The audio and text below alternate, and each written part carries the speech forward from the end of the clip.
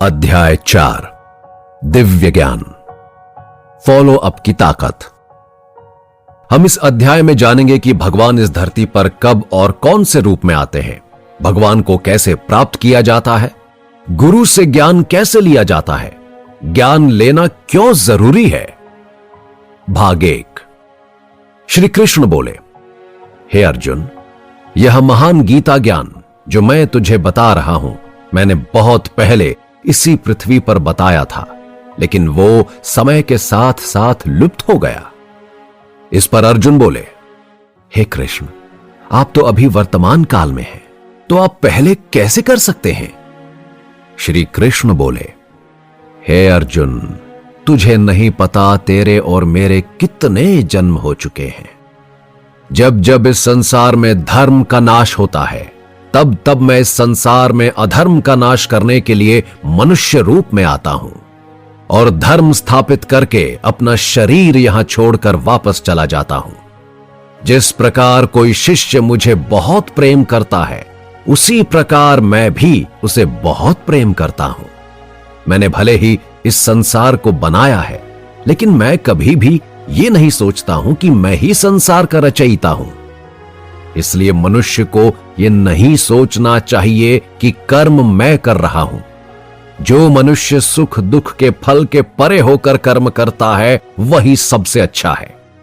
जिसे अपने शरीर पर घमंड नहीं होता और मन को वश में रखता है, वही मनुष्यों में सबसे ऊंचा है।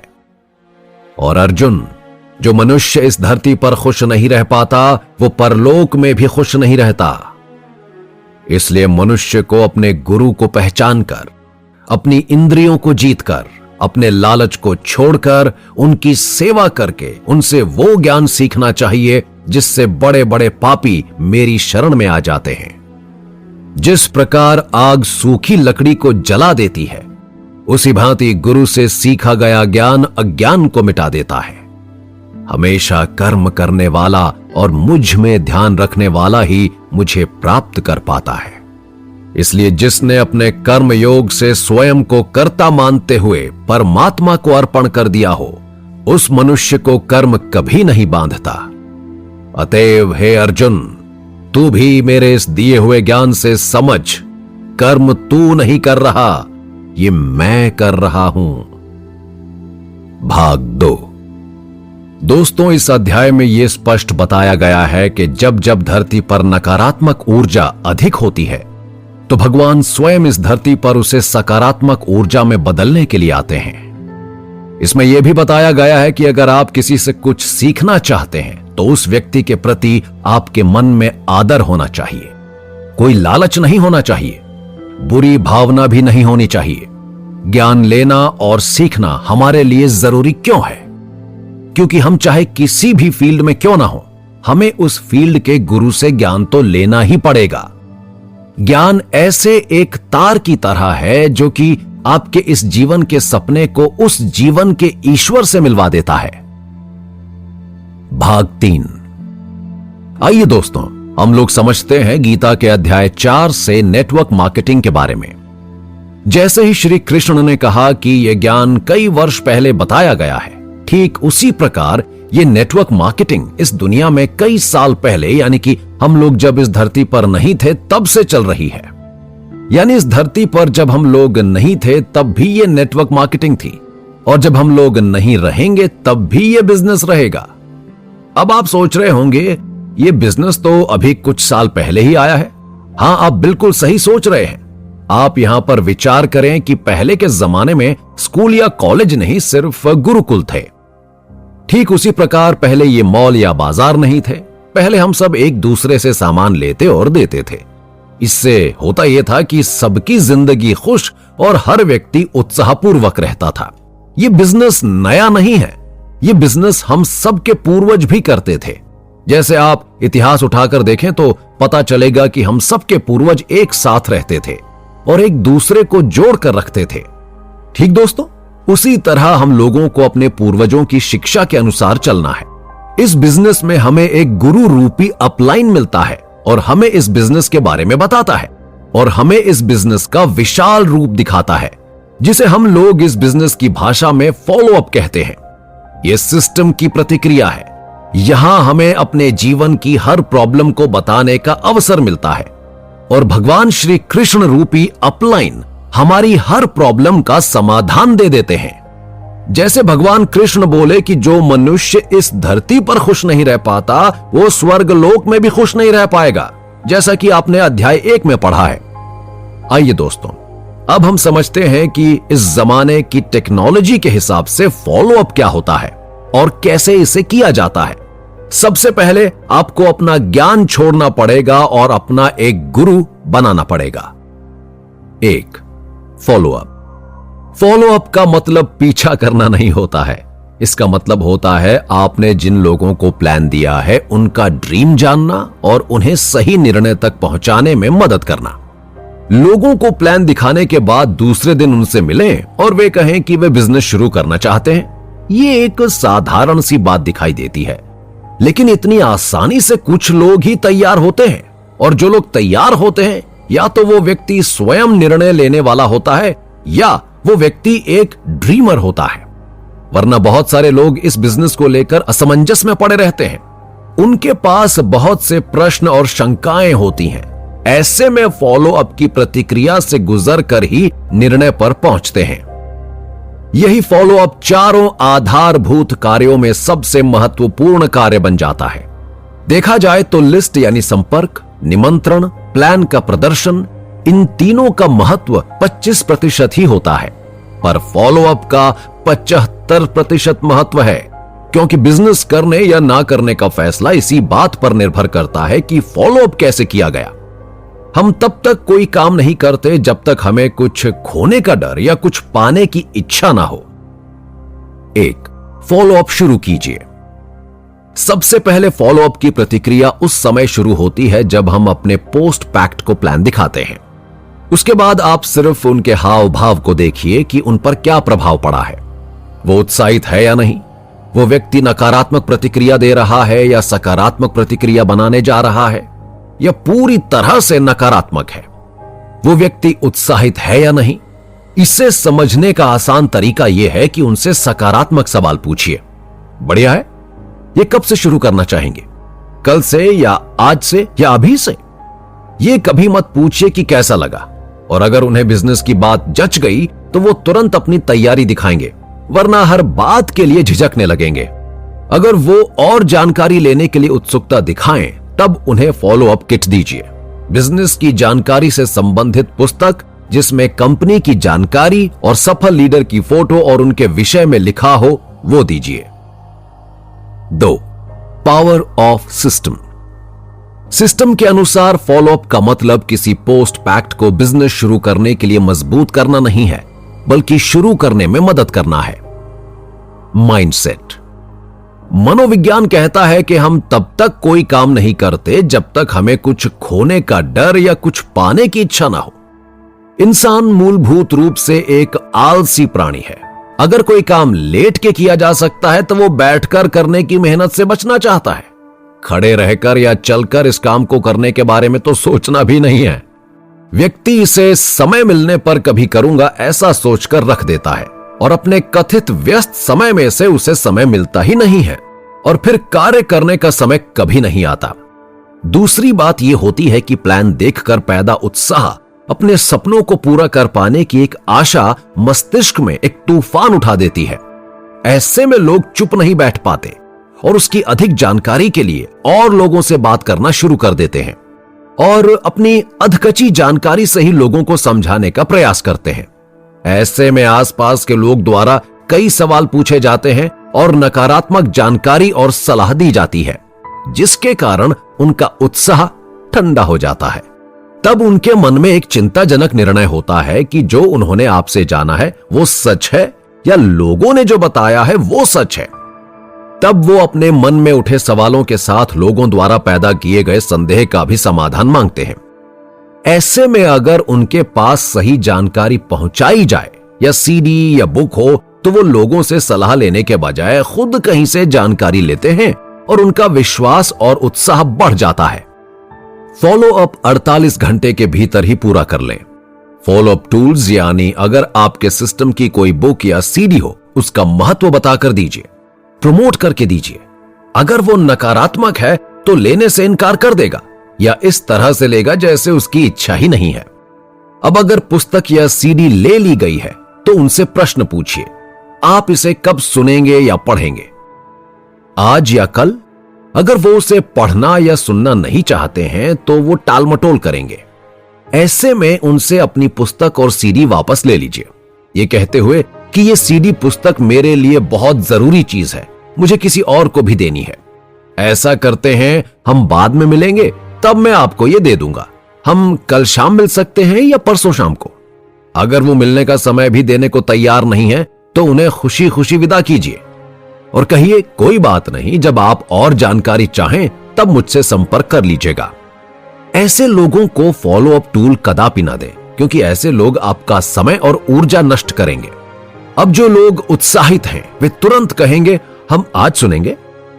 ऐसे में उनसे 48 घंटे के भीतर अगली मुलाकात निश्चित कर लें। बेहतर यह होगा कि मुलाकात उनके घर पर हो या फिर ज्यादा से ज्यादा आपके घर पर। ऑफिस, दुकान, रेस्टोरेंट में मुलाकात तय ना करें। मुलाकात का दिन, समय और जगह निश्चित होनी चाहिए। उसे उन्हीं के सामने अपनी डायरी में नोट करके लें। अगर वे उसी समय कोई प्रश्न पूछते हैं तो उन्हें आश्वासन दें कि उनके सवालों के जवाब इस सीडी और पुस्तक में मिल जाएंगे। अन्यथा उनके बाकी सवालों का जवाब आप अपनी अगली मुलाकात में उन्हें देंगे। कभी भी उनसे चिपके रहने की कोशिश ना करें। उन्हें ज्यादा जानकारी या जवाब देने की कोशिश ना करें और उन्हें जल्द से जल्द विदा करें। अब 48 घंटे के पहले ही अपनी निश्चित जगह पर उनसे सही समय पर मिलें। उनके घर गए हैं तो स्थिति का जायजा लें कि वो अगले 10 मिनट बात करने की स्थिति में हैं या नहीं। कहीं घर में किसी हलचल आदि के कारण उनका मूड उखड़ा हुआ तो नहीं है। अब आप उनसे सकारात्मक प्रश्न पूछिए, जैसे सीडी बढ़िया लगी या कौन सी बात अच्छी लगी। जवाब की 3 ही संभावनाएं हैं, अरे यार टाइम ही नहीं मिला, ठीक है, या फिर बहुत बढ़िया है। पहले जवाब के लिए आप कहिए, हमारा भी यही जवाब था, ठीक आपकी तरह। फिर आप अपने बारे में थोड़ा बताइए कि आपने इस बिजनेस के लिए टाइम कैसे निकाला। फिर बताइए कि आप टाइम कैसे निकाल सकते हैं और आप अपने प्रोडक्ट के बारे में बताइए कि आप अपने घर में प्रोडक्ट लाते हैं तो क्या उसके लिए टाइम आप निकालते हैं। ठीक उसी प्रकार आप यहां पर भी थोड़ा सा टाइम निकाल सकते हैं। सिस्टम की पावर। यहां पर सिस्टम यह कहता है कि अगर आप 24 घंटे के अंदर अपने पोस्ट पैक्ट से मिल लेते हैं तो 99% आपके साथ बिजनेस शुरू कर सकता है। अगर आप 24 घंटे से ज्यादा टाइम लेते हैं तो कम से कम 48 घंटे के भीतर ही फॉलो अप कर लेना चाहिए। तो आपका चांस कम से कम 70% होता है कि वो व्यक्ति आ जाएगा। अगर आपने 72 घंटे के बाद किया तो शायद आ भी सकता है और ना भी, क्योंकि इस दुनिया में हर मनुष्य की एक साधारण सी आदत होती है, जितना कम काम करना पड़े उतने में खुश रहता है। यहां पर आप अपने दिमाग में कुछ सवाल रखिए और उनसे सवाल पूछिए। पहला, आपका सवाल यह है कि इस बिजनेस में आपको सबसे अच्छा क्या लगा। दूसरा, आपको क्या लगता है इस बिजनेस से किसी भी परिवार की जिंदगी बदली जा सकती है। तीसरा, अगर आपने यह बिजनेस नहीं किया तो आप 2 साल बाद कहां रहेंगे। हाथों के इशारों से बताइए, वहीं के वहीं। अगर आप आज से ही यह बिजनेस चालू करते हैं तो आप यहां से वहां तक जा सकते हैं।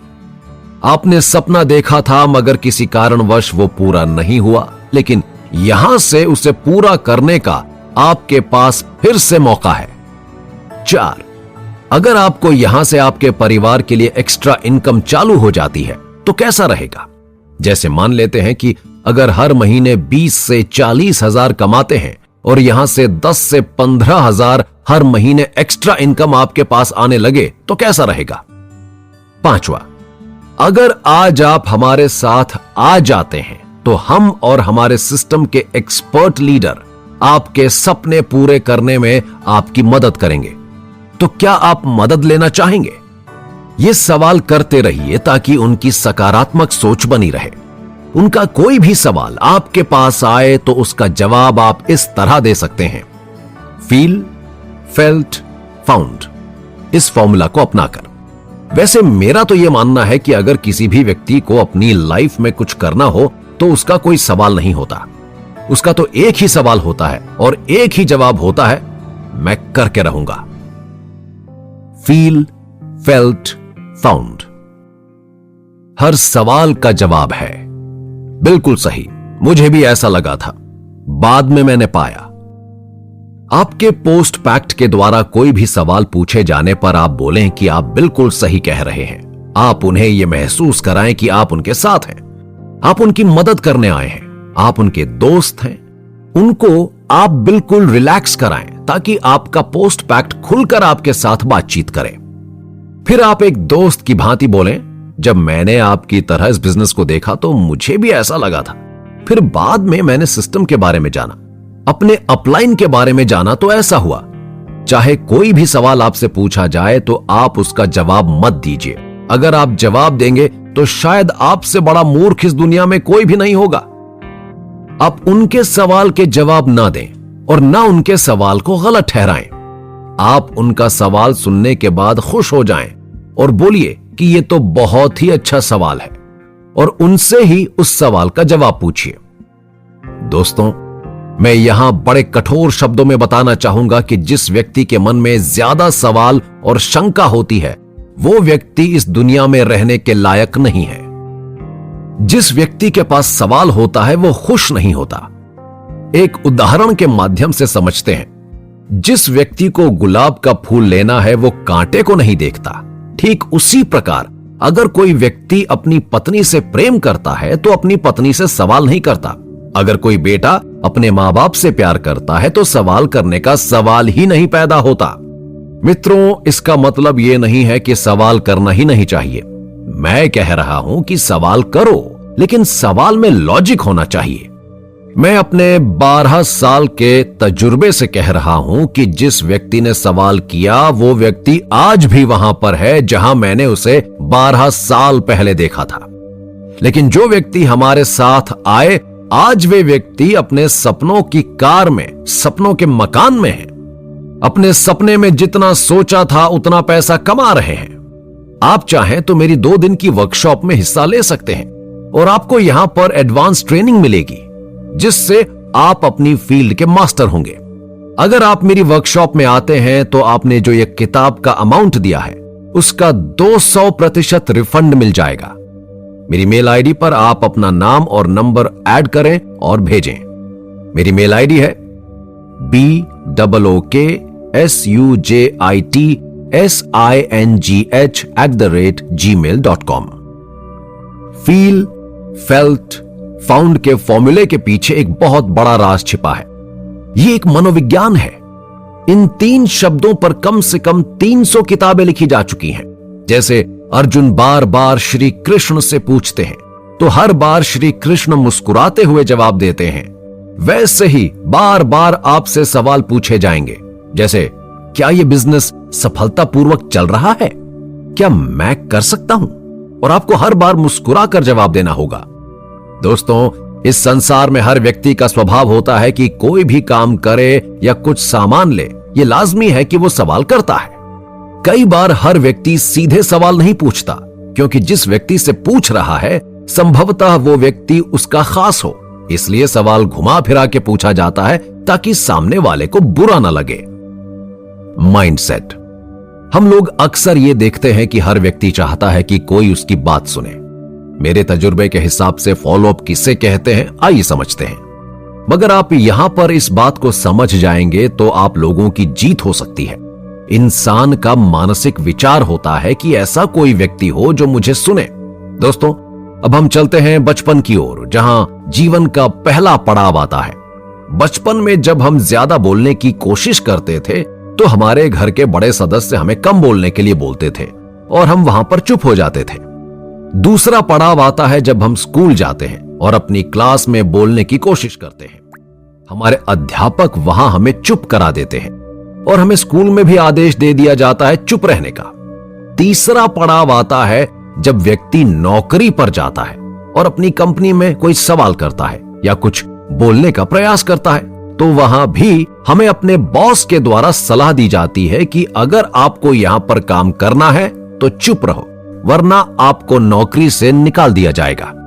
और अंततः यहां भी हमें आदेश मिल जाता है चुप रहने का। चौथा पड़ाव आता है जब हम लोग शादी करके अपनी पत्नी के साथ घर चला रहे होते हैं। तब हम लोग सोचते हैं चलो कोई तो हमारी सुनने वाला मिला। फिर कुछ दिन हम अपनी पत्नी की सुनते हैं। फिर कुछ साल बाद अगर हम अपनी पत्नी को कुछ बोलते हैं तो पत्नी की तरफ से जवाब आता है आप बहुत ज्यादा बोलते हैं, चुप रहिए। देखिए, सामने वाले वर्मा जी और शर्मा जी दोनों ने अपनी पत्नियों को उनके जन्मदिन पर सोने की चेन गिफ्ट की है और वो हर साल अपने बच्चों को और अपनी पत्नी को बाहर घुमाने ले जाते हैं। दोस्तों, यहां पर हमें चुप रहने के लिए सीधे सीधे आदेश मिल जाता है और हम चुप रहते हैं। जब हम जिंदगी के आखिरी पड़ाव पर आ जाते हैं और उम्र में कम से कम 50 से 70 वर्ष के हो चुके होते हैं, घर में कोई काम होता है और हम वहां पर कोई अपना विचार रखते हैं या कोशिश करते हैं, तो हमें अपने बच्चों द्वारा संदेश मिल जाता है आप चुप रहें, आपको कुछ नहीं पता, आपने अपनी जिंदगी में क्या किया है। और हमें यहां पर भी फिर से वही आदेश मिल जाता है। फिर हम चुप रहते हैं उनके आदेशों के अनुसार। दोस्तों, आपने पढ़ा कि जिंदगी में हर व्यक्ति चाहता है कि वो अपना विचार रखे। आज तक उस व्यक्ति को सुनने वाला कोई नहीं मिला। आप एक ऐसे व्यक्ति हैं जो उस इंसान के पास जाकर उस व्यक्ति को फॉलो अप करने गए हैं। आप सिर्फ धैर्यपूर्वक उस इंसान का हर सवाल और उसका विचार सुन लें और आप आखिर में उस व्यक्ति से सिर्फ इतना बोलिए कि सर, आपका सवाल और विचार गजब का है। फिर बोलिए सर, अगर आप अपना विचार और अच्छी तरह से इस धरती पर और समाज के बीच रखना चाहते हैं तो आप हमारे साथ अभी ज्वाइन कीजिए। आपकी बात इस दुनिया में हर कोई सुनेगा और आपके विचार पर अमल करेगा। आप हमारे साथ आते हैं तो लाखों की संख्या में आपको लोग सुनेंगे और पैसा भी देंगे। दोस्तों, यही है फॉलो अप की हकीकत कि आप पहले सुनने वाला बने और फिर आपको पूरी दुनिया सुनेगी। फॉलो अप के दौरान आपके कुछ सवाल के जवाब मालूम होने चाहिए जो इस प्रकार से हैं। 1. पहला सवाल, क्या इसमें मेंबर बनाने पड़ेंगे? जवाब, सवाल में ही जवाब है क्योंकि आपको मेंबर बनाना पसंद है या नहीं। अगर वो ये कहते हैं कि ये मेंबरशिप वाला नहीं है तो ये ही जवाब दीजिए। अगर वे कहते हैं हां पसंद है तो आप कह सकते हैं तो फिर ये बिजनेस आपके लिए ही है। लेकिन अधिकतर सवालों के जवाब में सवाल तभी पूछना चाहिए जब सामने वाला व्यक्ति विचारशील हो, सकारात्मक हो, ताकि वो उस दिशा में और विचार कर सके। जैसे किसी को कहीं जाना हो और सवाल पूछते हैं कि हम वहां पर कैसे जा सकते हैं, तो आप पूछ सकते हैं आपके लिए कौन सी सवारी आसान रहेगी। वो व्यक्ति खुद विचार करेगा और आपको बताएगा कि बस से, हवाई जहाज से या ट्रेन से जाना है। फिर आप 2 विकल्प दीजिए, आपके लिए ज्यादा फायदेमंद क्या रहेगा। 2. सवाल, इसमें प्रोडक्ट बहुत महंगे हैं? जवाब, सवाल में ही जवाब है। क्या आप अच्छी क्वालिटी के प्रोडक्ट इस्तेमाल करना पसंद नहीं करते हैं? यहां पर आप ध्यान रखें कि सवाल अगर सावधानी से ना पूछे जाएं तो उनके अहंकार को ठेस पहुंच सकती है और बात बहस का रूप धारण कर सकती है। आप यहां पर पूरा ध्यान रखें कि सवाल पूछने वाले और उनके सवाल दोनों ही सही हों। वे नए हैं, उन्हें सही और गलत की उतनी ही जानकारी है जितनी आपको तब थी जब आपने पहली बार प्लान को देखा था। इसलिए धैर्य रखें, ध्यान देकर सुनें, दिलचस्पी लें और प्रोफेशनल तरीके से उनका ध्यान आप अपनी मीटिंग, पुस्तक, फंक्शन, ट्रेनिंग या अपने अपलाइन की ओर मोड़ दें, जहां से उन्हें सही जानकारी मिल सके। उनसे आप मुस्कुराते हुए पूछें, दोस्त या मैम, अगर आपको ऑप्शन मिले तो आप सोने की रिंग पहनना पसंद करेंगे या चांदी की? जवाब होगा सोने की। तो आप पूछिए, सोना तो चांदी से महंगा है, इसका मतलब है कि आपको भी महंगे प्रोडक्ट ही पसंद है। फिर सवाल कीजिए, क्या आपको अच्छा खाना पसंद है और आप अच्छे रेस्टोरेंट में खाना चाहेंगे या फिर ढाबे पर? जवाब आएगा अच्छे रेस्टोरेंट में। आप कुछ और ऐसे सवालों के जवाब उनसे पूछ सकते हैं। तीसरा सवाल, इस बात की क्या गारंटी है कि इस कंपनी में कोई भी व्यक्ति सफल बन जाएगा? जवाब, केवल यही गारंटी है कि जो सफलता के लिए तैयार होंगे उन्हीं को सफलता मिलेगी। यहां हर व्यक्ति सफलता प्राप्त कर सकता है। मैंने कई बार सुना था कि गरीब आदमी और अमीर आदमी में सिर्फ एक ही अंतर होता है, जो कि व्यक्ति के दृष्टिकोण से जुड़ा होता है। हालांकि मैं इस बारे में अच्छे तर्क नहीं खोज पाया हूं, क्योंकि जब आप सोचने लगते हैं तो कम से कम 5 मिनट में अनेक प्रकार के तर्क आपके दिमाग में आ जाते हैं। मैंने कई बार देखा है कि जब मैं हॉस्पिटल में जॉब करता था, जब कोई बच्चा बिना हाथों के पैदा हुआ तो व्यक्ति के पास क्या गारंटी होती है कि वो एक लोकप्रिय गायक बनेगा और अपने पैरों से गिटार बजाएगा। यहां पर बिना हाथों वाले पेंटर या केवल एक ही स्वस्थ पैर वाले खिलाड़ी के पास सफलता की क्या गारंटी होती है? उनमें और आत्म करुणा में जीतने वाले बाकी अपंग लोग में क्या अंतर है? यही है बस उनका दृष्टिकोण। एक ही मेडिकल कॉलेज होता है, उस कॉलेज में हजारों बच्चे डॉक्टर बनने जाते हैं। क्या गारंटी है कि सारे बच्चे डॉक्टर बन ही जाएंगे? जो बन गए हैं और जो नहीं बने, उनमें सिर्फ एक ही अंतर है, आत्मविश्वास का।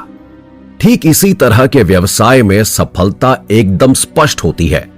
ये दरअसल उत्पाद वितरण उपभोग की प्रतिक्रिया में आपकी भागीदारी का परिणाम है, जिसमें हजारों लोगों ने अपना करियर बनाया है। आप इसे सोते समय भी कर सकते हैं। इसका अर्थ यह नहीं है कि आप इस समय भी व्यवसाय में सफल हो रहे हैं और सफलता की पार्टी कर रहे हैं। आपको सबसे पहले इसके लिए तैयार होना होगा। इंसान को सबसे पहले अपना दृष्टिकोण बदलना होगा, फिर अवसरों को देखना और उनका प्रयोग करना शुरू करना होगा। चौथा सवाल, मैं कई लोगों को जानता हूं जो नेटवर्क मार्केटिंग में सफल नहीं हुए हैं। आप इसे कैसे स्पष्ट करेंगे? जवाब, हां, आप बिल्कुल ठीक कह रहे हैं। तो आप ये भी जानते होंगे कि आपके शहर में बहुत से सफल लोग भी होंगे, तो आप सफल क्यों नहीं हुए? दोस्तों, जानने और मानने में बहुत अंतर होता है। जैसे कि ज्यादा मीठा खाने से शुगर हो जाती है, ये तो हम सब लोग जानते हैं, पर क्या मानते भी हैं? जी नहीं, बिना खाए नहीं मानते हैं। हम सब जानते हैं कि सुबह जॉगिंग करने से हम स्वस्थ और फिट रह सकते हैं, लेकिन क्या हम सब लोग ऐसा करते हैं? नहीं। आप विश्वास करें, मैं भी ऐसे हजारों लोगों को जानता हूं और यह भी जानता हूं कि वे सफल क्यों नहीं हुए। मैं आपको बता सकता हूं कि उन्होंने इस बिजनेस में कितनी सारी गलतियां की और उनका मोहभंग क्यों हुआ। मैंने अक्सर ऐसे स्मार्ट और जोशीले लीडर को सुपरमार्केट भेजा है, क्योंकि वही तो मूल्यवान उपभोक्ता के रूप में सचमुच सहयोग कर रहे हैं। मैं उनसे कहता हूं कि ये याद रखें कि वहां खरीदारी करके आपने कितना अधिक निवेश किया है और अपनी वफादारी के लिए किसी तरह के पुरस्कार की मांग ना करें। मैं ये पता लगाने का प्रयास करता हूं कि मैं जिस व्यक्ति से बात कर रहा हूं वो इस बिजनेस में सचमुच कितने सक्रिय रूप में समर्पित रहा है। मैं उनसे पूछता हूं कि क्या उसने नियमित रूप से अपनी कंपनी से प्रोडक्ट खरीदे या उसके बजाय उसने कंपनी में कोई सहायता की। मैं उनसे पूछता हूं कि क्या उसने अपने रिश्तेदारों, दोस्तों के नेटवर्क में साझेदारी प्रदान करने का प्रयास किया, कितने लोगों के सामने प्रस्ताव रखा और किस तरह रखा, इत्यादि। मैं ये बातचीत इस सवाल से खत्म करता हूं, अगर आप अपने जैसे किसी व्यक्ति को अपनी कंपनी में नौकरी पर रखते हैं तो क्या उस व्यक्ति को बिना काम किए वेतन दे देंगे? आपका जवाब क्या है? ना। ठीक उसी प्रकार यह बिजनेस भी उसी तरह है। जब आप काम करेंगे तभी आप यहां से कमा सकते हैं। बिना काम किए इस दुनिया में कुछ भी नहीं मिलता है। जैसे एक नन्हे से बच्चे को भी अगर दूध पीना होता है तो वो भी अपना कर्म करता है। जैसे रोज रोता है और रोने पर ही उसकी मां उसे दूध पिलाती है, वैसे ही आप जिन्हें जानते हैं कि वे सफल क्यों नहीं हो पाए, तो ये सवाल अब खत्म हो गया है। और आपको अगर लगता है कि अभी सवाल खत्म नहीं हुआ, तो आपके पास अब दो रास्ते हैं। या तो आप सब हमारे साथ मिलकर सफलता के लिए तैयार हो जाएं, या फिर दूसरा ये कि उन असफल लोगों की टोली में सम्मिलित होकर अपने जीवन को कोसते रहें। अब मैं फैसला आपके हाथों में छोड़ता हूं। पांचवां सवाल, क्या मुझे घर घर जाकर बेचने वाला सेल्समैन बनना होगा? क्या एमएलएम में उन लोगों के लिए कोई जगह नहीं है जो बेचना पसंद नहीं करते हैं? जवाब, आपका सवाल बहुत ही अच्छा है और मजेदार भी। अब आप ये बताएं, आप अभी जो काम कर रहे हैं, क्या वो काम आप अपने घर के अंदर ही कर रहे हैं? और अगर आप नौकरी कर रहे हैं तो क्या आपको घर से बाहर नहीं जाना पड़ रहा है? यहां पर आप घर से बाहर भी जाते हैं और लोगों से बात भी करते हैं। मैं आपको यहां पर दमदारी से कहना चाहूंगा कि इस बिजनेस में आप खुद ही अपने बॉस बनने जा रहे हैं। इसलिए आपको स्वयं यह निर्णय लेना होगा कि आपके काम में क्या शामिल होगा। अगर आप घर घर जाकर बेचना पसंद करते हैं तो आप ये काम कर सकते हैं। आपको निश्चित रूप से ऐसे लोग मिल जाएंगे जो आपको ऐसा करने का सबसे अच्छा तरीका बताएंगे और आपके सामने उनका प्रदर्शन करेंगे। अगर आप अपने उत्पादकों का ग्राहकों में दिलचस्पी जगाने के लिए किसी अलग विधि का प्रयोग करना चाहते हैं तो अपने बिजनेस पार्टनर के साथ इस संबंध में बातचीत करें। अगर आपका तरीका नियमों के अनुसार है तो आप निश्चित रूप से इसका अधिकतम लाभ उठा सकते हैं। साथ ही आप ग्राहकों तक पहुंचने के तरीके का प्रयोग करने में भी सफल हो सकते हैं। अगर आपके पास अच्छा कारण और पर्याप्त प्रबल प्रेरणा है तो आप हर चीज सीख सकते हैं, जिसमें विभिन्न प्रोडक्ट को बेचना भी शामिल है। मैंने कई इंजीनियरों, चिकित्सकों, शिक्षकों, अर्थशास्त्रियों, कलाकारों और अन्य शिक्षित लोगों के बारे में सुना है जिन्होंने रेस्टोरेंट में बर्तन मांजना, दूसरों के मकान में सफाई करना, पिज्जा डिलीवर करना, ट्रक चलाना और कई देशों में उपलब्ध कई अन्य काम करना सीखा है।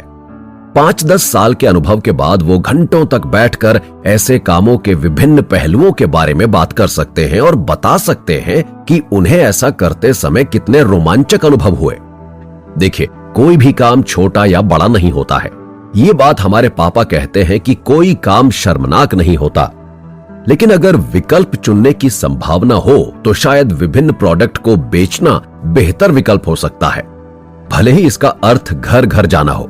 अगर आप सचमुच बेचना चाहते हैं मगर इस काम से आपको एलर्जी हो, अगर इसके बारे में सोचते ही आपके शरीर पर चींटियां रेंगने लगती हैं, तो फिर कोई ऐसी नेटवर्क मार्केटिंग कंपनी खोजें जिसमें आपको इतने सारे उत्पाद मिलें, ताकि आप अपने स्वयं के उपयोग के आधार पर संतोषजनक राशि पर पहुंच सकें। वर्तमान में कई प्रत्यक्ष बिक्री कंपनियां बहुत सारे उत्पाद प्रदान करती हैं। आपको निश्चित रूप से अपने लिए उपयुक्त कंपनी मिल जाएगी। दोस्तों, सही सवाल का जवाब मिलता है, बिना सिर और पैर वाले सवालों के जवाब नहीं मिल पाते हैं। जैसे हमें खाना खाने के बाद भूख क्यों नहीं लगती, सोने के बाद हमें नींद क्यों नहीं आती है। दोस्तों, फॉलो अप एक बहुत ही शानदार कार्य है। इसे हम लोगों को आदत बना लेना चाहिए। अगर फॉलो अप करना आपकी आदत बन चुका है तो आपको सफल होने से कोई नहीं रोक सकता। आइए एक कहानी के माध्यम से समझते हैं।